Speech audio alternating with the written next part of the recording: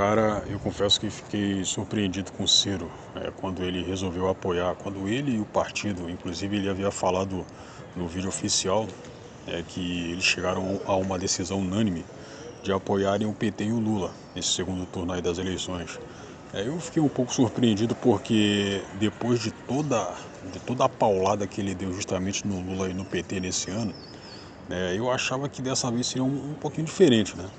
Inclusive falaram que ele praticamente fez Não, praticamente não. Falaram que ele fez exatamente a mesma coisa em 2018, que no primeiro turno, nas sabatinas de debate, que era ficar descendo o malho justamente no PT e no Lula, para que depois ele...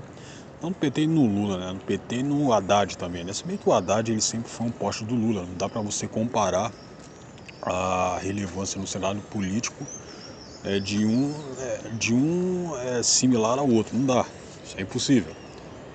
Tanto é que o Haddad, quando ele chegou para ser candidato a presidente em 2018, ele foi desde já considerado o poste do Lula. Então não dá para você colocar um no mesmo patamar que o outro. Aí tá, mas mesmo assim o pessoal falou que em 2018 ele desceu o malho no PT em geral, né, e teve a adesão à campanha do Haddad no segundo turno. Cara, eu confesso que não lembro disso. Atriz. Candidato, boa noite. Boa noite. O senhor está fazendo críticas aos dois principais adversários aqui no primeiro e no segundo lugar nas pesquisas. O senhor pretende repetir a estratégia que o senhor adotou em 2018 e não se posicionar, caso o senhor não passe para o segundo turno, como indicam as pesquisas, ou neste ano o eleitor do senhor verá o senhor tomar uma posição? Eu tomei posição. Isso é mais uma das mentiras do Lula. A Vera, na introdução aqui da nossa coisa, disse que recuperou as imagens, mas tão simples aí na internet, todo mundo pode ver. O senhor foi votar, mas o senhor viajou para Paris quando havia um lado que esperava o posicionamento do senhor. Eu declarei o meu voto no Haddad, participei de uma reunião da Executiva Nacional do partido e pesei, porque o partido queria declarar neutralidade, eu pesei em favor do Haddad. Agora, ia um palanque de gente que eu considero organicamente responsável pelo desastre econômico, pelo desastre social e pelo desastre de corrupção generalizada que aconteceu lá, e, irmã querida, desculpa eu lhe dizer, está acontecendo agora. O Lula não aprendeu nada. O Lula está agarrado com o Renan Calheiros, que presidiu o Senado no golpe contra a Dilma. O Lula está agarrado com o Eunício Oliveira, quem deu R$1 bilhão de contrato sem licitação na Petrobras. O Lula está agarrado com o Gedel Vieira Lima, aquele das R$51 milhões nas malas, na Bahia. É a mesma gente. Sabe a definição do Einstein, o maior cérebro da idade moderna brasileira, para a insanidade? É você repetir as mesmas coisas e esperar resultado diferente. Isso é o que está acontecendo hoje. Eu não lembro disso aí. E, inclusive, naquele ano, né, como o pessoal aqui do canal já sabe, eu votei no Ciro Gomes. Votei, não me arrependo disso.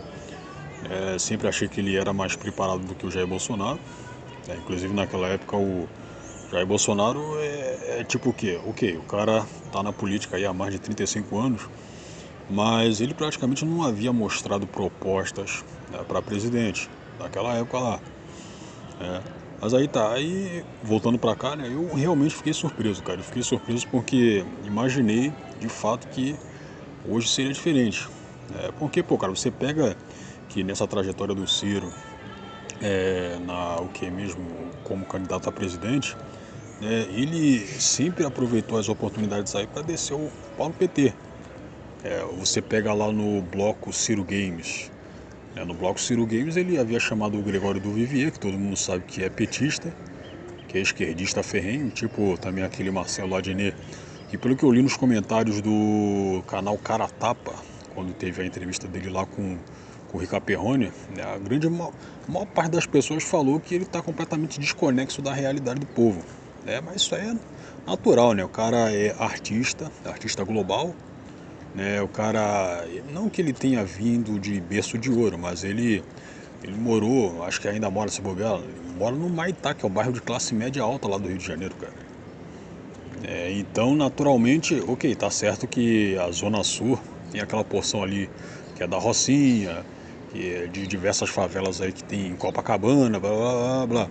Mas mesmo assim, esse pessoal das artes cênicas, esse pessoal que tá no showbiz, eles conseguem, eles até forçam o ficar desconectado da realidade do povo. E eles também ignoram os problemas que o povo passa e só utilizam isso aí para utilizar, né? E só utilizam isso aí para utilizar, é excelente. E só utilizam esses problemas aí para usar contra os seus adversários, tipo que, obviamente, estão fazendo de baseada contra o Jair Bolsonaro esse ano, né? Aí o Ciro Gomes, nesse bloco aí do Ciro Games, ele desceu o malho no PT, desceu o malho no Gregório. O Gregório, ele é aquela síntese do sujeito passivo-agressivo, né? Quando ele fica aborrecido, ele não externa isso aí pra você, justamente na postura clássica de gente que tá aborrecida, de gente que tá com raiva. Não, ele fica sorrindo, fica fazendo umas carinhas de boca, sabe? Ele não demonstra que tá puto com você, né? Ele guarda isso aí pra dentro. Aí com essas demonstrações de desagrado ao PT esse ano, eu imaginava que realmente seria diferente, cara. Eu imaginava que de forma alguma ele tentaria se aproxegar no PT. E todo mundo sabe que o PT já cagou para ele diversas vezes. Aí você pega que o resultado dessas eleições aí, o Ciro acabou sendo prejudicado. Ele, como é que falam? Foi desidratado, porque a tal da Simone Tablet venceu ele, ficou em terceiro lugar. Terceiro lugar, cara. Simone Tablet, que apareceu pro povo aí há pouquíssimo tempo. Ela só era conhecida naqueles lados ali de Mato Grosso, de onde ela veio. Tanto ela quanto a Soraya Tronic. Inclusive, o pessoal até brincou que depois dessas eleições aí ela poderia fazer uma dupla com a Simone, né? Aí seria a Simone e Soraya. Seria a Simone e Soraya. E a Simone havia ultrapassado o Ciro, cara. Havia ultrapassado o Ciro. Eu acho que isso aí já seria humilhação suficiente para o Ciro tirar algumas férias aí e ficar de molho por um tempo. Porque eu acredito que a própria Simone não vai se manter aí no cenário político brasileiro depois disso aí não. Cara, é só você ver o que aconteceu com a Luciana Genro. A Luciana Genro ficou em quarto lugar aí numa das edições presidenciais. Não, eleições. Foi naquela em que o Aécio disputou com a Dilma. Não sei se você se lembra. E, inclusive, nessa época aí, tanto eu quanto o resto do pessoal de direita teve que votar no Aécio, não porque gostava dele. Eu tô até rememorando que o sumido do Alexandre Celtos falou. Alexandre isso que era Olavete, que por um tempo aí ficou sendo Nandete, né? Mas depois viu que o Nando Moura acabou dando um chute na bunda dele porque o que mesmo ele havia falado que não queria se juntar com gente que admirava o Augusto Pinochet. Aí, falando mais sobre esse caso aí, o Cheirando Rola não queria que, se alguma merda explodisse por conta da declaração do Celts, né, desse apoio aí ao Pinochet, não queria que respingasse nele, né. Aí tanto que o Cheirando Rola falou no vídeo, por isso eu quero distância de você, né. E falou também que quem conversaria com o Celts, né, ainda quem que fosse amigo do Nando Moura, amigo entre aspas, porque esse cara não é amigo de ninguém também.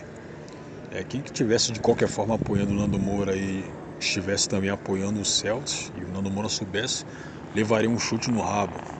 Sendo que o Nando Moura ele ignorava solenemente que o Olavo de Carvalho, que era o deus dele, também admirava o Augusto Pinochet. Mas, bom, isso aí é outro assunto. Então, aí o Ciro Gomes, né, cara, eu imaginava que hoje em dia ele não ficaria, eu vou apoiar o PT aqui no segundo turno. Eu imaginava que isso não aconteceria, cara. Sinceramente, imaginava que não aconteceria, mas muita gente pensou o contrário. Achou até previsível que ele faria esse tipo de manobra. Então, eu penso assim, para finalizar. Se esse sujeito fosse íntegro, se fosse de caráter, ele sairia do partido, cara. Porque, como ele falou no vídeo, foi uma decisão conjunta e unânime entre ele e o partido. Então, por que ele não sai do partido? Se bem que foi unânime entre ele e o partido, então quer dizer que, de qualquer forma, ele está consciente de que o melhor seria apoiar o Lula no segundo turno. Inclusive, também no vídeo, ele fez uma crítica ao PT, falando que nem o lado do PT, nem o lado do Bolsonaro, só que ele não falou o nome nem do Bolsonaro nem do Lula, falou que os dois lados aqui no segundo turno não seriam bons, né? Falou algo assim, não estou lembrado de cor. De qualquer forma, foi denegrindo ambos os lados, né? E mesmo assim ele vai apoiar o PT, cara. Aí então eu até me perguntei, putz, você não é obrigado a apoiar o PT, você não é obrigado a apoiar nenhum dos lados, cara. Aí você pega aqui do lado do Lula, a Simone apoia, né? A Simone apoia o Lula, algo previsível. Do lado do Bolsonaro, o Rodrigo Garcia, que foi o candidato derrotado aqui a governador, ele apoia o Tarcísio de Freitas, apoia o Bolsonaro também, pelo que eu lembro, apoia o Bolsonaro também.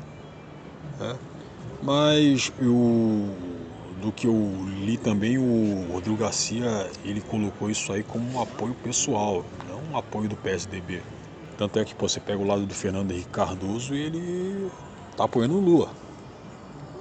É algo também previsível da minha parte.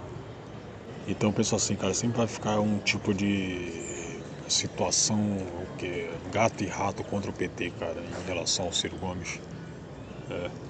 Porque, cara, aí o cara vai descer o malho no PT em um certo tempo, depois vai chegar junto. Inclusive a Gleisi Hoffmann falou que queria que o Ciro apoiasse o Lula, né, apesar de tudo que ele havia falado contra o partido, contra o Lula. E é isso, cara. E é isso. Eu até compreendo, mas o cara é um político. Eu acho que já dava pra você realmente prever essa situação, porque é um político. O cara tá tentando sobreviver. Mas eu penso que, mesmo sendo político, o sujeito tinha que ter um pouco de dignidade, cara.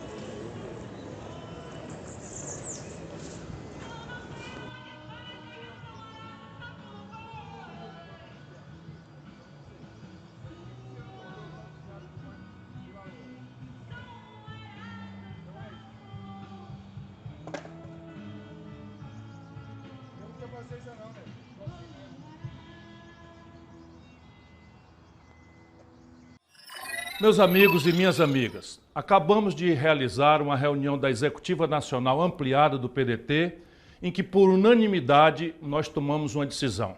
E eu gravo esse vídeo para dizer que acompanho a decisão do meu partido, o PDT. Frente às circunstâncias, é a última saída. Lamento que a trilha democrática tenha se afunilado a tal ponto que reste para os brasileiros duas opções, a meu ver, insatisfatórias.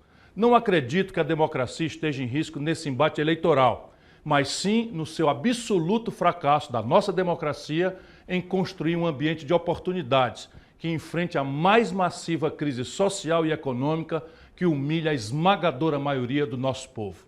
Ao contrário da campanha violenta da qual fui vítima, nunca me ausentei ou me ausentarei da luta pelo Brasil. Sempre me posicionei e me posicionarei na defesa do país contra projetos de poder que levaram o nosso povo a essa situação grave e ameaçadora. Espero que essa decisão ajude a oxigenar, temporariamente que seja, a nossa democracia. Mas se não houver a busca efetiva de novos ares, de novos instrumentos, estaremos à mercê de um respirador artificial frágil e precário, limitadíssimo no tempo e no espaço. Pelo Brasil, minha luta e a do PDT seguirão sempre firmes. Não aceitaremos imposições ou cabrechos de quem quer que seja.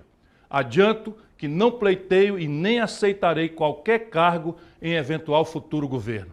Quero estar livre, ao lado da sociedade, em especial da juventude, lutando por transformações profundas, como as que propusemos durante nossa campanha.